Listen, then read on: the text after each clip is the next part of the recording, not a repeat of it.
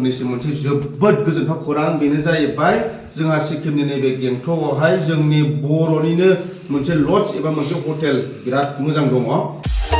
गोजोनथाव खौरां सिक्किम रायजो दावबायनो थांनाय सुबुंफोरनि थाखाय आसामनिफ्राय सिक्किम दावबायनो थांनाय सुबुंफोरा गोनो गोथो आरो जिंगा सिनांगौ गैया। बर'नि हटेल एबा साइमन ग्रुप अफ हटेला नोंथांमोननो लानानै फैदों खम बेसेनावनो मोजां रोखोमै हर थानो हानाय खथा, साखोन सिखोन दुगैग्रा कम्फर्टेबल स्टे, लोगोसे ट्रेन्सपर्टेशन एन्ड स्किम टुर प्रभाइडेडनिबो सुबिदा दं बे हटेलाव।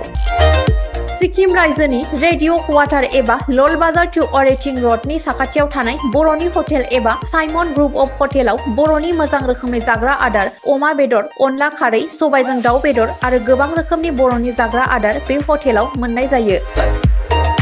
नोंथांमोना आसामनिफ्राय सिक्किम रायजोआव दावबायनो थांनोब्ला बर'नि हटेल एबा साइमन ग्रुप अफ हटेलाव थानो सानदोंब्ला नैबे जानबुं नं 7501510292 7501292996 नम्बराव सुलाद लानानै बे हटेलाव मोजां रोखोमै हर थाहैनो हागोन।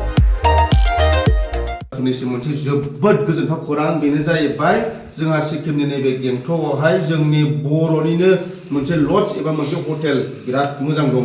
दा जोंबो बेयावनो थाफैदों। नोंथांमोना बेयाव फैयोब्ला नै कन्टेक्ट नाम्बारखौ बाव लिरखानाय दंखायो आरो बेनि मुङानो जाहैबाय साइमन रेसिडेन्सि। नोंथांमोना बेवहाय थाफैनानै जोबोद मोजां मोनगोन, मानो होनबा जोंबो बेवहाय हरनै थाबाय। हरनै थानानै जानायनिफ्राय लानानै थानाय दैनि केपासिटि गासिबो जोंनो बिराद मोजां होदों। माने लोगोफोर जोङो गोबां दावबायारिफ्रानो गासिबो लेंगुवेजखौ रोंजोबा नङा होमबा?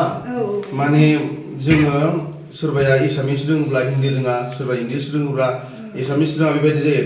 थिग बेबायदिनो जोंबो गासिबो पारफेक्ट नङैनि थाखाय बर' हटेला बबाव दं होननानै नागिरलाबो नैबे आब'नि हटेलाव थाफैदों। जोङो जोंनि अमा बेदर जानाय, अनला खारै जानाय, जिखुनु नङा होमबा बर'नि जानाय गोसोबायदि जानायखौ जोङो बिनानै जानो हायो जाहाथे। बेखौनो जोङो आब'नि हटेलाव थानानै माने गोसोबायदि थाफैनो हादों आरो। नोंथांमोनाबो फैनानै बेवहाय आरामसे स्टे खालामफैनो हागोन। बेनिफ्राय सारा सिक्किमखौनो नोंथांमोना गिदिंनो हागोन आरो। कन्टेक्ट नाम्बारखौ आं स्क्रिनाव होना होखागोन।